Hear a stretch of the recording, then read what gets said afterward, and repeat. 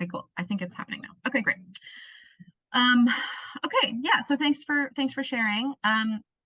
So let me, sorry, there's like too many tabs open here. Okay, so just some general housekeeping for today. We're going to keep it to an hour, so we should be done by 1:30, because I know people are probably on lunch breaks and that sort of thing. And the sort of general structure of this call is that I'm going to talk about XR's demands, our principles, how we work together, which is something called our self-organizing system. And then I'm going to let you guys know how you can get involved, and ways to stay in contact. And then at the end, we'll have time for some questions, and I'll stay on the call if anybody wants to chat with me, like personally. So that's the general structure for the day. Before we get into all of that, though, someone on this call mentioned that we're here on Lenape land, and so I just wanted to acknowledge that as well. So we are here on the traditional land of the first people of New York City, the Lenape people, past and present, and we honor them with gratitude. We hope that this humble land acknowledgement encourages others to stand shoulder to shoulder in solidarity with Indigenous people around the world in our shared demands for reparations and Indigenous sovereignty, climate justice, and collective liberation through a just transition. I'm going to send out an email at the end, after this call is done, with lots of links and information. And I'm going to include in that email a link to a way that you can learn a little bit more about the Indigenous land that we're on here today. So I just want to share first, why I got involved with XR. I mentioned it very briefly, but I wanted to say that, like many people on this call, I have been absorbing a tremendous amount of information, sort of scary, terrifying information about climate collapse, and feeling really overwhelmed by it. And I was sort of frustrated that a lot of the solutions that were proposed to me were these very individual solutions, like using reusable water bottles and that sort of thing. And it just felt like that was missing the point. And I was doing all of these things, but I just wasn't feeling like that was getting the full picture. And so I realized that I wanted to be in a community with other people who also cared about the same thing that I cared about. I don't know if people have this experience, but sometimes even with some of my closest friends, I feel as if other people are not as stressed out about climate change as I am. And so I wanted to be in a group of people who are also stressed out and who are taking real action, basically. So that's sort of my background with XR, and XR's background is started in the UK in 2018 with a declaration of rebellion against the British government for not addressing the climate crisis. And so ordinary people blocked bridges across the Thames, they planted trees in Parliament Square, and they superglued themselves to the gates of Buckingham Palace. And they were convinced, essentially, that if enough ordinary people took to the streets for peaceful civil disobedience, then radical change was possible. And so they brought the nation and the world's attention to the climate crisis. And essentially, XR grew from there. So it's evolved into a global movement to create change that is proportional to the severity of the climate and ecological crisis. And our theory of change is to put pressure on governments and institutions to create systematic change. And we use joyful, nonviolent action and artistic demonstration to shift the public consciousness about the urgency of the crisis. So most people know about climate change, but a lot of them are in denial about the scale or urgency of the crisis, or they're paralyzed by a fear that they can't do anything as individuals. And so XR is about turning towards other people with shared beliefs to put pressure on these institutions and governments that can make change. So we're rebelling against business as usual and the extractive and exploitative systems that have brought us to the edge of planetary collapse. And we're living right now in this moment at the intersection of three interrelated crises. There's the global pandemic that we all just sort of lived through. There is widespread and systemic racism, and there's also climate ecological emergency. And so we see those three things as quite connected. And our rebellion is in the service of all life on this planet, because we have a responsibility to those who have come before us. So how do we get there? How do we get to a livable, secure future? We have 4 demands, and we are guided by 10 principles. And so I'm going to walk us through our 4 demands and our 10 principles. And these demands and principles connect the autonomous groups in our global decentralized movement. So they connect XR UK to XR Netherlands to XR New York. It's across the globe. And they give us a common language and a shared purpose. And any autonomous group that is willing to align themselves with these demands and principles can call themselves XR. So this is essentially our DNA. And we found that it's important to give people like you on this call a chance to just fully understand like what our DNA is, what sort of grounds us across the globe. So let's start with our demands. So our first demand is to tell the truth.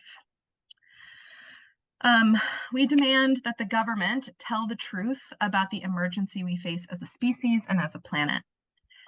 To ensure a livable future, we need coordinated mass climate action across all sectors of our economy and our society. And this can only really happen if the government is clear and honest about the scale of the threat we are facing. So otherwise, they can get away with half measures and slow timelines and solutions that don't prioritize racial and economic justice. So a huge part of telling the truth about the crisis we are in is acknowledging that white supremacy, colonialism, and exploitation are really embedded in our current system, and that there's a pattern of treating the earth and its resources as commodities and treating Black and Brown people as disposable. So we see this in continued police violence across the country, and the government's failure to respond to that. We see it in the way that COVID-19 hit Black and Latino and Indigenous communities the hardest. And we also see it in the way that people of color are more likely to live near environmental and public health hazards. So, for example, Flint, Michigan, even here in New York, the North Brooklyn Pipeline Project will run through predominantly Black and Latino neighborhoods. And so if that project isn't stopped, it harms those communities the most. So we also see it in just how communities of color are more likely to be hit by catastrophic climate events. So we have to tell the truth about the scale and the reach of the crisis, both in warming and in the timeline, and also in its interrelatedness with racial and economic systems of oppression. So that's our first demand. I'm going to show you a few pictures here of some past actions. These are moments where we've been, demanding that the government tell the truth. So this is one of XR NYC's first actions where we dropped a banner and blocked the Brooklyn Bridge to demand that the city council declare a climate emergency. This is a picture from July 2019. The city council did make a climate emergency resolution, but the resolution was non-binding, meaning that we need to continue to put pressure on governments to follow through on their promises. These are some more pictures from past actions in which we've been sort of upholding this first demand.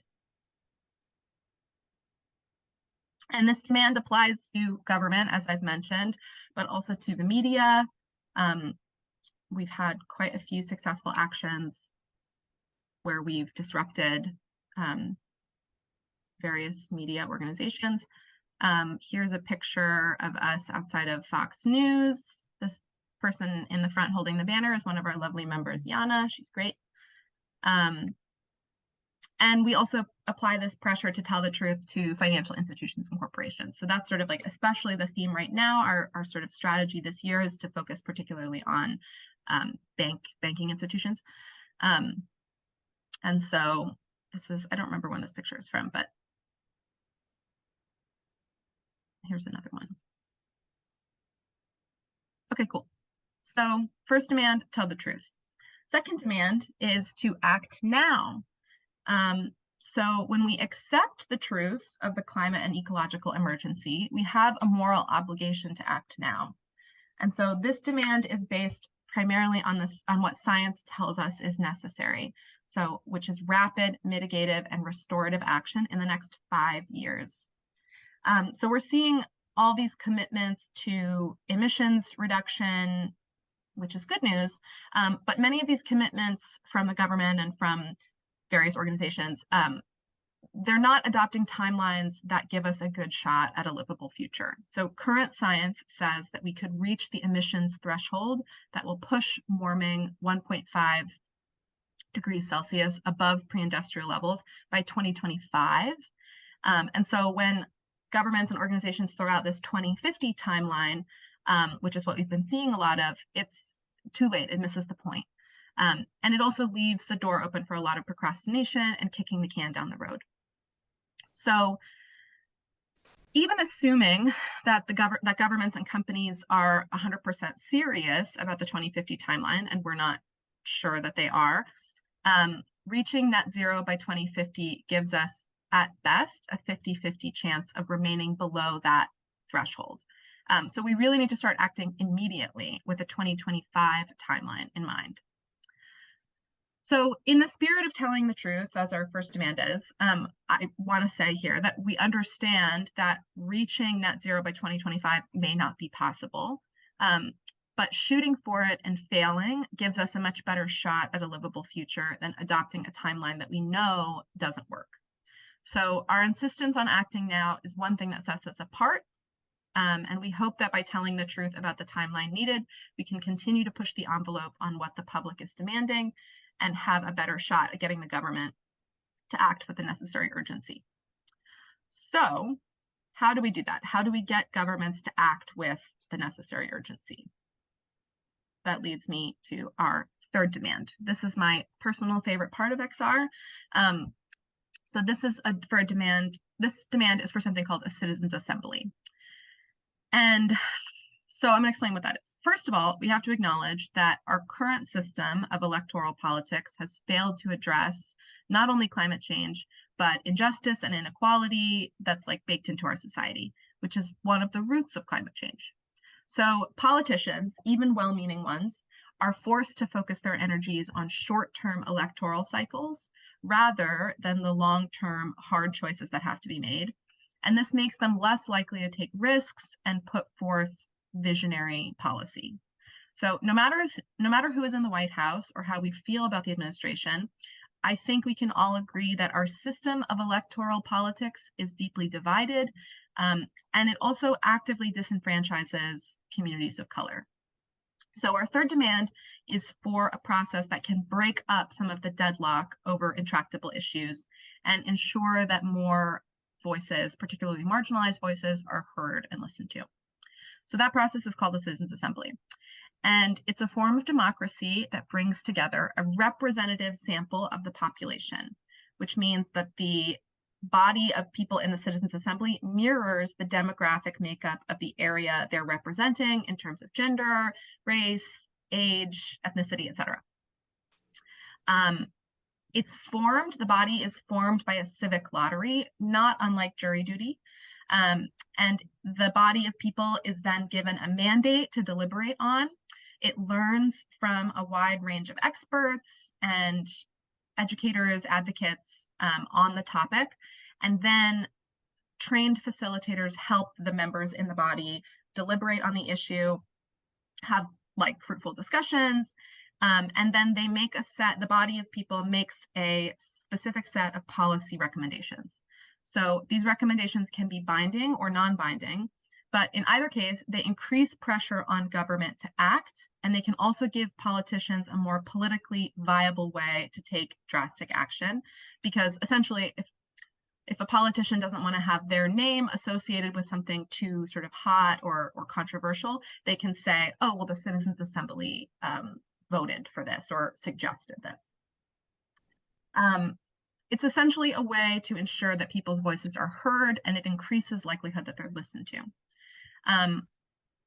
So just some fun information here. So when citizens assemblies are formed to mirror the demographics of the population they represent, they're way more diverse than our current political bodies. So if a fully representative citizens assembly were to be convened in New York today, over 2/3 of the members would be people of color. Half of the members would come from a household earning less than $61,000 a year. And almost half, 49%, would speak a language other than English at home. I just think I like those little facts. I think they're interesting. So I'm going to share also just briefly a success story of citizens' assemblies before we move on to our fourth demand. So a citizens' assembly was instrumental in repealing Ireland's 8th Amendment ban on abortions. So for decades, sort of public opinion around abortion had been shifting, but politicians were afraid to essentially own the decision. They were afraid to sort of touch something that was like quite controversial and hot. And so they called a citizens' assembly, and the citizens' assembly voted after education and plenty of discussion, and it was like a year-long process. They concluded 64 to 36% that the ban on abortion should be repealed.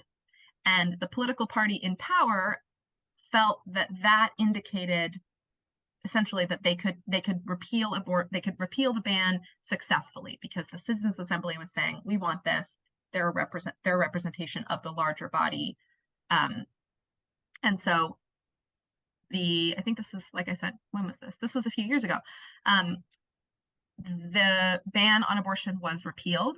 And so the result is that the government policy actually affects now what the will of the people wants, not necessarily just politician or partisan interest, but what the actual constituency wants.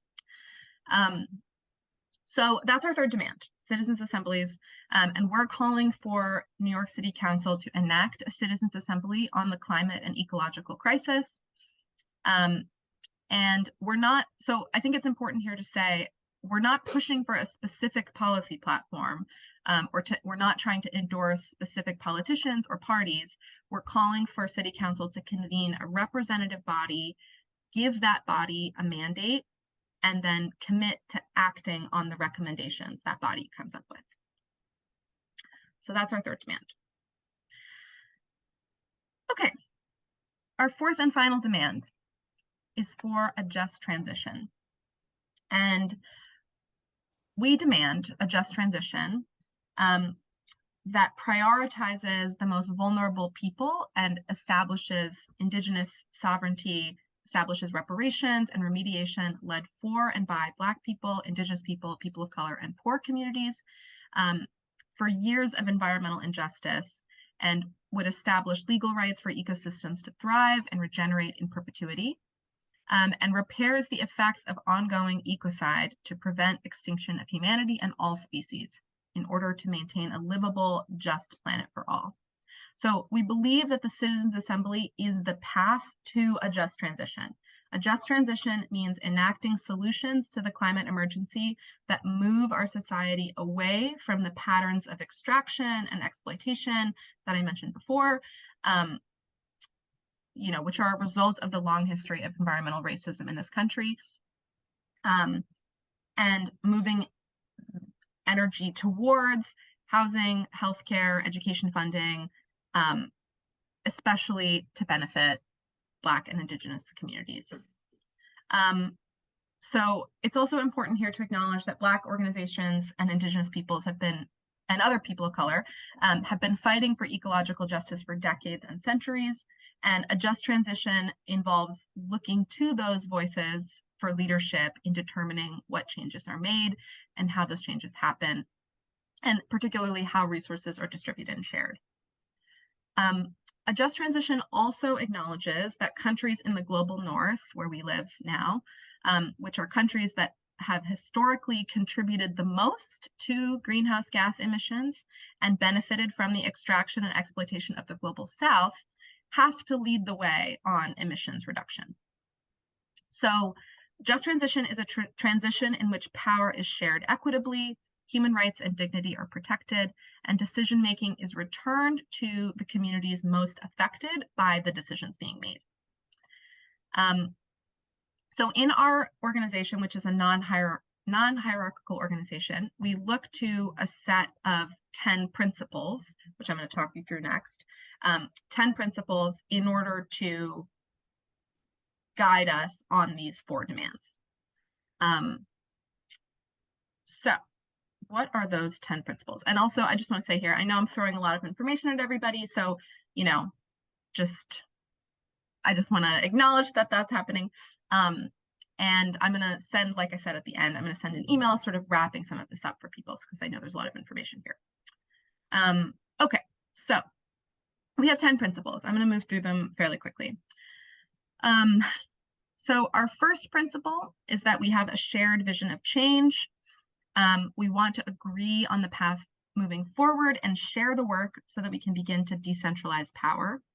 We recognize that for many, the luxury of planning for a future has been stolen, and so we strive to listen to and follow the voices that have been and continue to be marginalized, so everyone has a say in this shared vision. Our second principle is that we set our mission on what is necessary. So at this point, we try not to engage with climate deniers because there are enough people who believe that climate change is real and who want to do something about it. And we feel that our energy is better spent encouraging those people. So we focus on what is necessary by recognizing the various inequalities and power structures that have led us to the current crisis and acknowledge that those systems have to be dismantled. Third, we focus on a regenerative culture. This is another one of my favorite things about XR.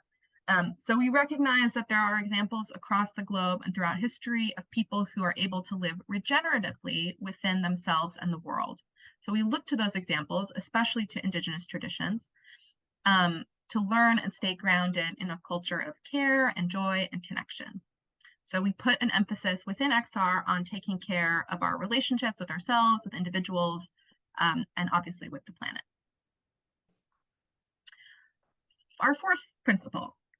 So we recognize that all of the ways in which we have been, we recognize all the ways in which we have been shaped by a toxic system and how those systems influence us as individuals and as an organization. So we strive for transparency and openness to criticism in order to stop perpetuating the same toxic systems in slightly altered forms. Fifth, we believe in the intersectionality of social, economic, and ecological justice and take deliberate time to learn from other historical and current movements that continue to fight for justice and win. So we want to be adaptable, and we believe in a process that is like reflective and open to change. Sixth, so we recognize that XR was begun by mostly middle and upper class white people in the UK, and so we will continuously work to make our movement truly representative of the communities we belong to. So we understand that none of our demands will be really fulfilled by perpetuating the prominence of white supremacy. It doesn't work. Our seventh principle, we use a decentralized decision-making system to empower people to act. I'm going to talk a little bit more about this later. So if you believe, as I mentioned at the beginning, if you believe in the demands and principles of XR, you can take action. You don't need permission. So this is sort of how it's grown into such a global movement. We believe in being leaderful and not leaderless. Eighth, we avoid blaming and shaming because no one person is to blame for the crisis. So targeting individuals only plays within the same rules of the toxic system that we live in. So we invite calling in to dialogue when there are misalignments or disagreements, and processing tension is a chance for the movement to learn and grow. Ninth, we are a non-violent network, so we want to ensure our actions come from a place of love and respect for this earth and each other. And this helps us to not perpetuate the same systems that have led us to this crisis. And also, non-violence is more accessible to more people, and it has been proven to accomplish large-scale change. And lastly, our last principle, we are based on autonomy and decentralization. So we collectively create the structures we need to challenge power. So anyone, like I said, anyone who follows these core principles and values can take action in the name of XR. So this last decentralized point, this last principle, I'm going to get into a little bit more now. So I'm going to talk now about our organization, how we work together. And we use a system called SOS, or self-organizing system. And our structure is based on the principles of sociocracy, which is a method of governance designed to be efficient in carrying out aims, equitable in decision-making, and flexible and agile in response to crisis or changing situations. So as I've mentioned, it's SOS and sociocracy are both non-hierarchical. So there's no one central place where all the decisions get made. We work by breaking down decision-making processes into small groups called working groups. And each group gets a specific mandate or area of responsibility. So if you look at this map that you see here is a map of the different working groups in XR. The purple circles are outreach. So that's my working group that I'm in. And this is sort of like useful to look at, I think, in terms of how you might want to get involved in XR if there are particular working groups that call out to you. So these groups work independently, but they also work together. They have the power to make decisions that fall within their area of responsibility without having to gain consent from the larger organization. So if something is an outreach specific goal, outreach can do it without having to talk to any of the other groups, which is basically how we're able to get stuff done. That said, representatives from each of the groups are in a group called Anchor, which is the red circle in the center. And Anchor is a place where we make decisions about the larger, that might affect the organization as a whole. And when we need to use multiple working groups to make decisions, Anchor is the place to talk about that. So each group can organize their own way of working, can make decisions however they'd like. And what's nice about this structure is that each group knows what its purpose is, what it's working towards, and like what work it needs to get done. So for example, the outreach working group, our mandate is to grow membership, so to increase the number of people in the organization, to provide trainings for new people entering the movement, like I'm doing right now. And so that's what we are sort of focused on. That's what we're best at. This is also useful because everyone within the organization knows who is doing what, and so efforts are not duplicated. And we can also act more quickly because the groups have power, like I said, to make decisions that are specific to their domain. I'm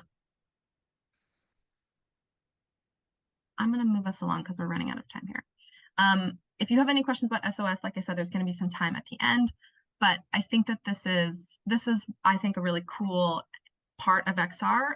It takes a little while, I will say, to sort of get used to this way of thinking about making decisions because it's so different than how a lot of our workspaces and just like families even work.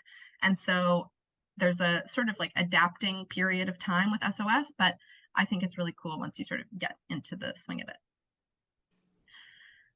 So in New York City, we have several ways to get involved in one of these working groups, or get involved actually in XR in general. So you can start by getting involved with a working group. So if you're like, oh, I would really like to lead talks, like a talk and a training, then you would get involved with the outreach working group, for example. But there are other ways to get involved as well. So you can get involved in an affinity group, which is a small group of people that are formed specifically to participate or make actions happen. You can involve, so for example, an affinity group is, well, not the mindful. I would say like mindful rebels. So we have this thing where once a week we have a bunch of people who meditate outside of BlackRock, and that's an affinity group. So they're sort of like, they're formed around that particular action. Those people meet up once a week. They meditate to like bring awareness to the destruction that BlackRock is causing. You can also get involved in a neighborhood group. So this is where you're in a group with people who are in your community. I'm going to talk a little bit about it at the end, but there's a really strong neighborhood group right now in Prospect Heights area that does flyering and outreach at Grand Army Plaza every Saturday. Or you can get involved in an interest group. So Mindful Rebels is also kind of like an interest group. So this is where you have a shared interest in something that you want to accomplish. So these groups, again, are autonomous. They make decisions for themselves. And I'm going to get into a little more detail in a second about how best to get involved. But there are lots of, as I mentioned, there are lots of like sort of dependent on what your interests are and what your like level of time and commitment, that sort of thing. There's lots of ways to get involved in XR. So now we're going to chat quickly about our sort of like how to get involved. So there are lots of ways to get involved in XR. We're sort of actually ironing out some of the kinks in this process right now. So some of this information is a little, maybe a bit old, but I'm going to send, like I said, I'm going to send an email at the end to recap some of this. So our website obviously is a valuable resource. That's where we post all of our events. It's kept very up to date. So if you know, if any event you hear about, you want to learn more about it, it's on our events site, on our events page on our website. We're also obviously on social media. And there are a few, I think sometimes people, so the way that I got involved with XR essentially was I was like, oh, this seems like a really cool organization. I went to an orientation call, and then I was like, okay, I don't really know what how I would be best used within this movement, like how I can best use my skills in this movement. And so I signed up for something called an integration call, which I really recommend to everybody, and which I'm going to include in the email that I send out later today. But an integration call is essentially a one-on-one call with somebody who's already in the movement. And it's where you get to talk about what your skills are. So I'm a teacher. And so when I did my integration call, they asked me a lot about my comfort with public speaking, that sort of thing. And so they were like, oh, you would be really great in outreach. And so this is a chance for, you can ask lots of questions and learn more about XR, but also somebody within the movement can kind of figure out where you might best be placed within the larger movement. Because as I showed before, there are lots of different ways to get involved. Sometimes it can be a bit overwhelming. So I really encourage an integration call. And it's how you can kind of like get plugged in, I think, most efficiently, essentially. There are lots of different ways to get involved. So it can be a bit confusing. I'm going to send out an email with some more information. Okay, so we also, just in terms of like actions and events that we have, we post all of our actions and event information on Telegram. So this is how you can get involved or just like learn more about that from Telegram. Like I said, this is all going to be included in an email. We also use Signal as well. And so this is where you can just get information about like where to meet if we're having a rally or that sort of thing. Okay, so just to sort of recap how to get involved and stay connected. I really recommend a one-on-one integration call, which I will include more information about in the email. And we use, it says here Keybase, but I would recommend Telegram more so than Keybase to stay in the loop about internal communication, about events and actions, and also sign up for specific actions. So if you go to our website and go to our events page, you'll see that you can always like register to participate in varying kinds of actions. And so here I want to say too that not everybody is super comfortable with, getting arrested quickly. I personally was not. And so you don't have to dive into the deep end right away. There's lots of kind of like slower, smaller ways to get involved. So for example, we have these things called art builds where you meet at our studio and you make the banners and posters that we use when we have marches and rallies.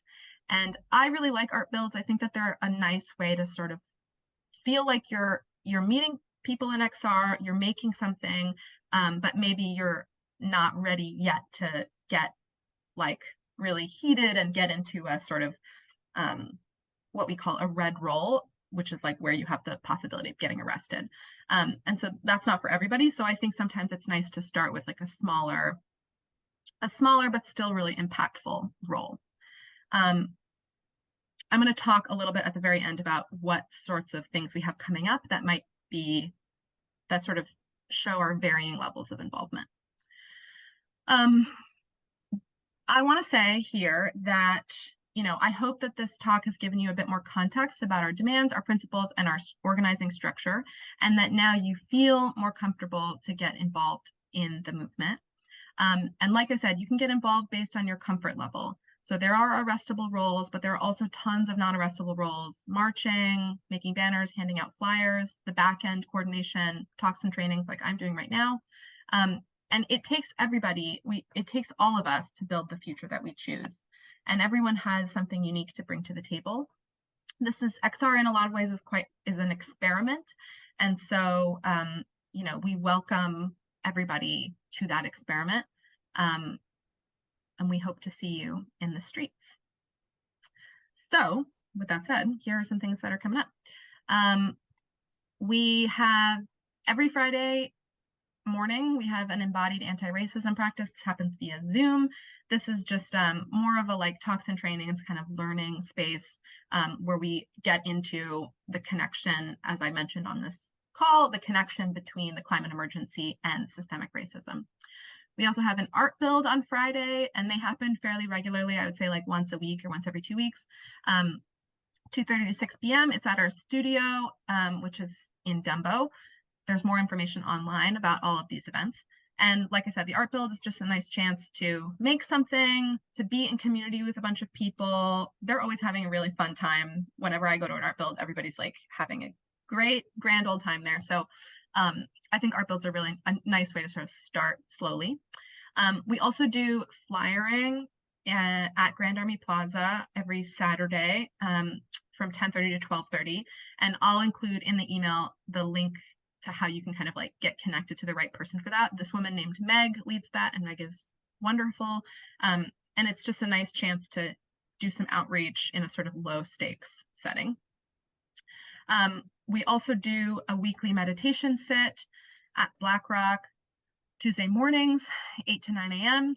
And then we have an action coming up, which is our Stop Dirty Banks action. This is in allyship with Third Act and Green Faith, two other climate organizations. And so that's going to be Tuesday, March 21st, 10:30 to 11:30.